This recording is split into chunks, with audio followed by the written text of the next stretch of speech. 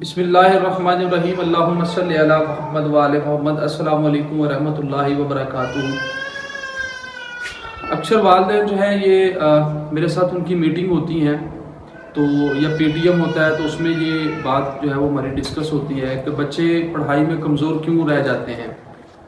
اس میں بہت ساری وجوہات ہیں، میں چند ایک وجوہات آپ سے شیئر کروں گا تاکہ آپ ان کے اوپر کنٹرول کریں گے تو آپ بچے کی اسٹڈی جو ہے اس کو تھوڑا سموتھلی لے کے چل سکتے ہیں، یا جو استاد جو ہے وہ اس معاملے میں پریشان ہے اس میں سب سے پہلی وجہ یہ چیک کریں کہ بچے کی بیک جو ہے وہ کس اسکول سے ہے، اس کی ہسٹری چیک کریں کہ کیا وہ پراپر کلاسیں ترتیب سے لیتا رہا ہے یا وہ کلاس جمپ کرتا رہا ہے۔ ایک یہ چیز آپ نے نوٹ کرنی ہے سب سے پہلے۔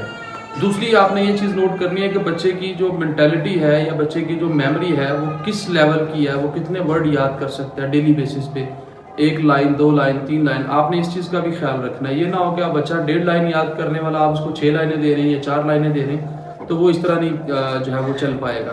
ایک کام کی جو ایک لینتھ ہے نا وہ اس حساب سے دینی ہے کہ وہ بچہ آسانی سے اس کو یاد کر سکے، اور اس کو آہستہ آہستہ گریجولی جو ہے اس کو آپ تھوڑا زیادہ کام دینا شروع کریں وہ پھر آسانی سے یاد کرنا شروع کر دیتا ہے۔ ایک تو یہ وجہ ہے۔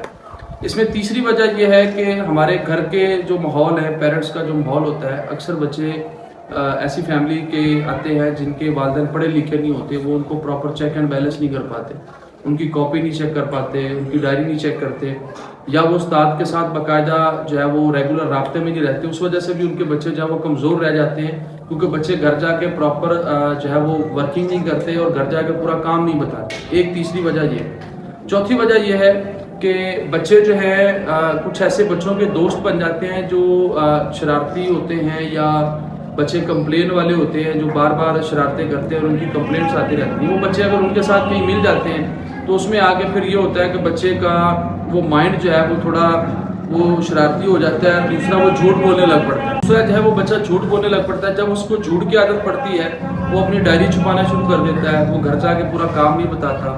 پھر وہ جب کام کو سکپ کرنے لگ پڑتا ہے، ہفتے میں 2-3 دفعہ وہ اگر کام سکپ کرتا ہے اس کی عادت خراب ہو جاتی ہے۔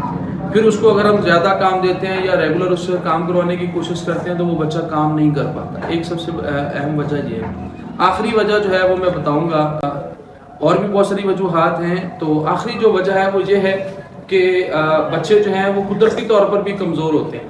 فیملی کا بیک گراؤنڈ بھی ویری کرتا ہے، کیا وہ آپس میں جوائنٹ فیملی ہے، کیا کلوزڈ ان کی میریجز ہوئی ہیں، تو اس وجہ سے بھی بچے کے جو مینٹیلٹی ہے اس میں بھی تھوڑا سا فرق پڑتا ہے۔ یہ بھی ایک سب سے اہم وجہ ہے، اور یہ زیادہ وجہ جو ہے وہ زیادہ پرومیننٹ ہے۔ اس فیملیز کے جو بچے ہوتے ہیں وہ اکثر کمزور ہوتے ہیں، ذہنی طور پہ وہ کمزور ہوتے ہیں، لیکن کام کے حوالے سے یا باقی کاموں میں وہ تھوڑا سا بہتر پرفارم کر لیتے ہیں۔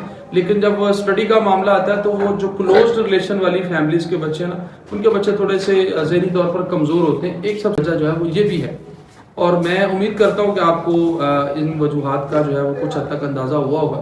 آپ ان کو تھوڑا سا ریموو کر لیں جو میں نے آپ کو بتائی، اور پھر انشاءاللہ اس پہ جو ہے وہ عمل کریں گے تو بچے کو آپ اسموتھلی ورک کروا سکتے ہیں۔ السلام علیکم ورحمۃ اللہ وبرکاتہ۔